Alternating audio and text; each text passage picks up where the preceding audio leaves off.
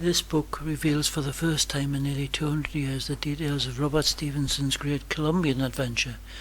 It sets out the reasons behind the decision to abandon his father George, his friends, and the management of the embryonic locomotive factory in 4th Street, Newcastle upon Tyne, which bore his name and for which he was managing director, for a speculative venture in South America in which he would be responsible for finding and extracting silver from mines first started during the Spanish occupation. The year was 1824, and he had yet to reach the age of 21 years.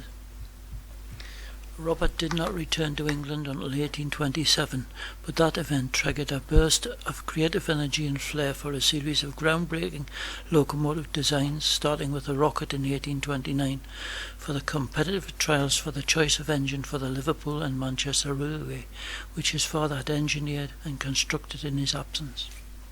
The narrative uses many extracts from Robert's original letters to his boss Richard Illingworth, who was based in Bogota, courtesy of the University of Indiana, whose Lilly Library holds the originals.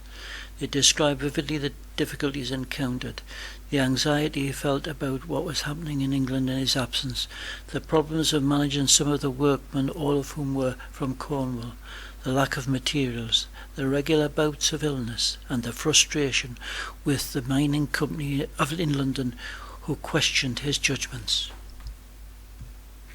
The character of one of England's greatest mechanical and civil engineers cannot be fully understood without appreciation the impact of these 3 years in Colombia had on him. In his lifetime he played down the trials and tribulations, but this new insight is essential reading for anyone who wishes to understand how great men use adversity to advance their creative brilliance. The book is illustrated with watercolour paintings of Charles Empson, who accompanied Robert as an interpreter and companion. His own anecdotes have been included as a counterpoint to Robert's more formal correspondence. All the mine workers were from Cornwall, and there are many references to them. Not all were as flattering. The book describes the circumstances of the 1820s and explains what attracted them to sign up for 3 years and embark on a voyage to a faraway country. Anyone who might have Cornish ancestors in Colombia should read this. The author Bob Longridge is 3 times great-grandson of Michael Longridge, manager of the Bedlink Iron Company and founding partner in 1823 of Robert Stephenson and Company. Bob is chairman of the Robert Stephenson Trust based in Newcastle upon Tyne, which is dedicated to promoting Robert Stephenson, his works and his associates.